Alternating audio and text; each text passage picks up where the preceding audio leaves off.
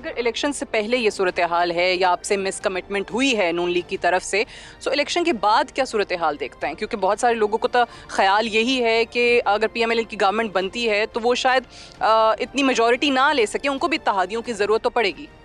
मैं समझता हूँ जी हर जमात के अपने एक वो होते हैं, मजबूरियाँ हो सकती हैं, कुछ भी हो सकता है, तो हमने उसको इतना एड टू हार्ट नहीं लिया। अच्छा। ठीक है, मतलब अगर उन्होंने नहीं ऑनर की, हमने तो अपनी साइड देखनी है ना। देखें, अगर कोई आपसे कमिटमेंट ऑनर नहीं करता, आपने तो अपना ज़र्फ देखना है ना। तो हम तो हमेशा कमिटमेंट जिसके साथ करते हैं वो ऑनर करने की के लिए भाग दौड़ करते हैं। ओवरऑल अगर नेशनल पॉलिटिक्स जो पाकिस्तान की हमेशा से रही है, पहले आपको ऑब्वियसली शिकवे रहे जो कि खान साहब की हुकूमत थी, या उसके बाद पीडीएम की हुकूमत से भी इनफैक्ट लोगों को शिकायतें तो रही, इन्फ्लेशन बढ़ी है, महंगाई वो नहीं कंट्रोल कर सके जिस दावे के साथ आए थे। आपको लगता है कि वाकई ये इकॉनमी की जितनी बुरी हालत हो गई है उसका कोई हल है किसी जमात के पास इस वक्त? मैं समझता हूँ कि जी ये जमातों को अपने ये इलेक्शन कैंपेन में ये चीज़ वाजे करनी चाहिए कि क्या उनका प्लान है, मंशूर क्या है, मंशूर क्या है, और स्पेशली इकोनॉमी से रिलेटेड जो भी बात है वो उनको क्लियर करनी चाहिए। लेकिन मैं समझता हूँ कि जी कोई आसान काम नहीं होगा, ये बहुत टफ चीज़ होगी, और मैं समझता हूँ होल ऑफ गवर्नमेंट अप्रोच चाहिए होगी। जितनी जमातें हैं वो अपना मफाद पसे-पोश डाल के सिर्फ ये सोच लें कि जी अगर कोई हमारी अपोजिशन में या गवर्नमेंट में और हम अपोजिशन में है, लेकिन अगर वो काम अच्छा कर रहा है तो उसका साथ दें। साथ ही नवाज शरीफ साहब को देख रहे हैं चौथी दफा वजीर आजम बनते? ये तो मेरे ख्याल में जी रिजल्ट्स के बाद ही क्लैरिटी मिलेगी। लेकिन बहुत लोगों का ख्याल है कि वो जिस तरह से कैंपेन कर रहे हैं या जिस तरीके से वापस आए हैं, वो शायद ऑलरेडी इस थॉट के साथ आए हैं कि he is the fourth time prime minister of this country. जी बिल्कुल, ऐसे मोमेंटम तो ऐसे ही लग रहा है जी उनका, लेकिन हु नोज़ जी कि अवाम क्या फैसला करती है। नैरेटिव जो वो बना रहे हैं उससे ऑब्वियसली एक परसेप्शन जो कि माजी में खान साहब को लेकर था, अब वो उनको लेकर है कि शायद इनके साथ इदारों की सपोर्ट या वो लाडले का जो एक लक़ब या खिताब उनको दिया जा रहा है, यू थिंक ये नैरेटिव उनको किसी तरीके से ज़ायल करना पड़ेगा, तासुर ज़ायल करना पड़ेगा या नहीं? मैं समझता हूँ जी कि बिल्कुल एक लेवल प्लेइंग फील्ड की बात सारे करते हैं। तो मैं समझता हूँ कि अगर किसी जमात ने कुछ किया हुआ है और अगर हमारे जो इदारे हैं, जुडिशरी है उसमें सर फहरिस्त, अगर वो उनके खिलाफ कोई फैसला देते हैं तो वो उसको क्यों ये लोग समझ लेते हैं कि जी अब वो लाडला नहीं रहा। ठीक है, और अभी भी हैं, मतलब मैं समझता हूँ कि जी हर जगह पे ये चीज़ तो चलती रही है। तो आपको पता ही है, आपने इतने फैसले ऐसे हुए हैं कुछ जो आज भी समझ में नहीं आ सके, लेकिन वो उनकी फेवर में भी हुए हैं। तो उस टाइम तो वो नहीं कहते रहे, ऐसी ज़ुबान इस्तेमाल नहीं की उन्होंने, लेकिन अगर एक फ़ैसला भी खिलाफ आ जाए तो वो एक पूरी मैसिव कैंपेन लॉन्च कर देते हैं जी। अच्छा एक चीज़ बताइएगा, जिस तरह हम कह रहे हैं कि वो जो फैसले उस वक्त आप लोगों ने आवाज़ उठाई, बात हुई, दूसरी तरफ अगर परवेज़ इलाही साहब को या मोनिस इलाही साहब को देखें तो बिल्कुल ही एक ऑपोजिट स्टैंस उन्होंने लिया। अब उनका क्या रोल देखते हैं इस पूरे डिफरेंसेस में, रिफ्ट में, और इस हद तक अब बात का चले जाना कि ख़ानदान को कोर्ट में प्रॉपर्टी डिस्प्यूट पे जाना पड़ता है? उसमें डिस्प्यूट कोई नहीं था जी, उसमें मेरे भाई हमारा भाई घर है, वहाँ रहना चाह रहे थे, तो उनको ये कहा गया था कि जी आप यहाँ एंटर नहीं हो सकते। तो अब हम वो चाहते थे कि कोई इसके ऊपर हम कोई रिएक्ट करें, लेकिन हमने फैसला किया कि जी वो हमारी बड़ी हैं, बड़े हैं हमारे, हम रिएक्ट नहीं करेंगे। तो उसके लिए हमने ऑब्वियसली यहाँ रहना है, यहाँ कैंपेन करनी है, हमारा अपना घर है यहाँ पे, तो उसके लिए हमने कोर्ट से एक ऑर्डर लिया था कि वो ज़रूर रहें। हमने उनकी बेदखली के लिए नहीं कोर्ट पे हम गए, हम अपनी वहाँ पे रहने के लिए हम कोर्ट गए थे, और कोर्ट ने उनका हिस्सा मिल रहा है। और जी बिल्कुल बिल्कुल। एक आखिरी सवाल, क्योंकि पंजाब में भी हम देख रहे हैं पीपल्स पार्टी की कैंपेन बिलावल साहब वहाँ से लड़ रहे हैं। पाकिस्तान की सियासत में काफ़ी चीज़ें हमेशा से अनप्रेडिक्टेबल रही हैं।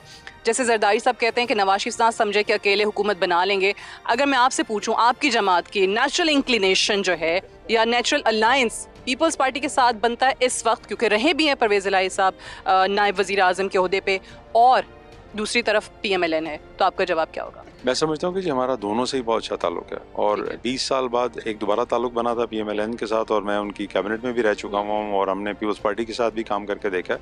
तो मेरे ख्याल में अगर आपका माइंड क्लियर हो और आपकी नीयत साफ हो, तो मैं नहीं समझता कि अगर आपका सेल्फ इंटरेस्ट नहीं है तो फिर तो मेरे ख्याल में आपकी गवर्नमेंट के चांसेस हैं। जी लगता तो ऐसे ही। इस दफ़ा क्या वाकई वो मोमेंटम है इलेक्शन कैंपेन्स का जो हर साल हुआ करता था? नहीं जी, मैं समझता हूँ कि इस दफ़ा तो बिल्कुल ही मोमेंटम नहीं है, और आप ये देखें इलेक्शन कैंपेन तो 3-4 महीने पहले फुल फ्लो में होती थी, तो अब तो मेरे ख्याल में 3-4 हफ्ते पहले ही कैंडिडेट्स जो हैं वो हल्का हल्का बाहर निकलना शुरू हुए और कैंपेनिंग स्टार्ट की है उन्होंने। इसकी वजह क्या है, क्या डिले क्यों हुआ इस दफा इलेक्शन कैंपेन? मेरे ख्याल में ये अनसर्टेनिटी थी काफ़ी हद तक।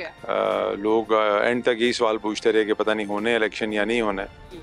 तो यहाँ तो लोग कंफर्टेबल थे, शायद जो निज़ाम चल रहा था उसके साथ जो निगरान हुकूमतें थी उनसे खुश थे लोग, तो इस वजह से शायद खामोश रहे हैं। बस जनरली एक इसी तरह का रुझान रहा है कि अनसर्टेनिटी रही है बहुत ज़्यादा। और अभी यकीन हो चला है कि वाकई 8 फरवरी को ही इलेक्शन है? जी, हम तो जी उस यकीन के साथ ही मेहनत कर रहे हैं क्योंकि इलेक्शन कमीशन अनाउंस जी और हो या ना हो, अब क्योंकि हल्के की आवाम के साथ अब अटैच हो गए हैं तो मैटर नहीं करता, चाहे डिले हो जाए या पहले हो जाए।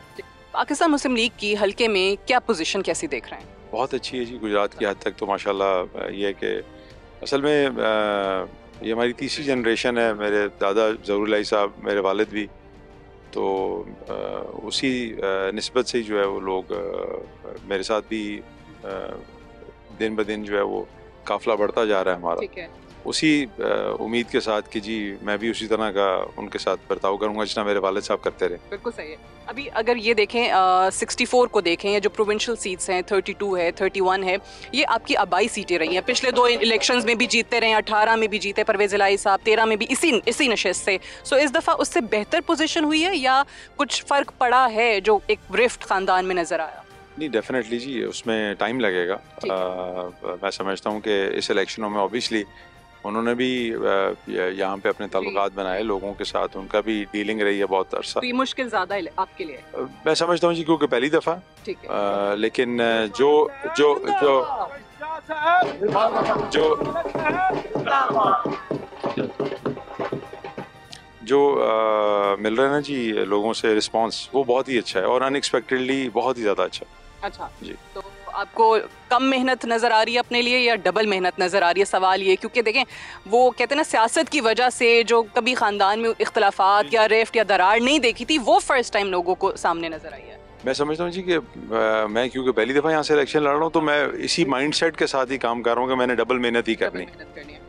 अच्छा, PMLN के साथ आप लोगों की कुछ कमिटमेंट थी, फिर आपका बयान भी आया कि उन्होंने 4 नशिस्तें नेशनल असम्बली की और 8 नशिस्तें गालिबन आपसे कमिट की थी कि प्रोविंशियल असम्बली की दी जाएंगी। फिर आपके अगेंस्ट प्रोविंशियल असम्बलियों में भी प्रोविंशियल सीटों पे भी वहाँ पर अपने उम्मीदवार खड़े कर दिए। अभी जो उनका आज़ाद उम्मीदवार का पैनल है, वो कोटला साहब का भी स्टेटमेंट आया कि हमें कहा गया है लीडरशिप की तरफ से कि उनको सपोर्ट करें। वजह क्या बनी है कि आपकी कमिटमेंट जो उनसे थी वो पूरी ना कर सके?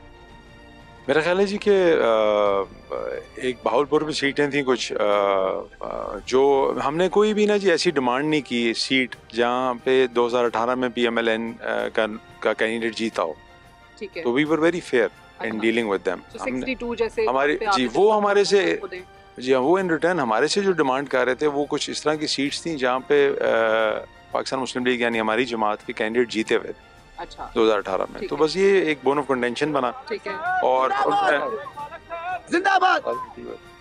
तो बेसिकली ना जी वो कह रहे थे कि आप अपना जो हल्का है यानी मेरे भाई का और एक सीट चीमा साहब की आप वो ले लें सिर्फ।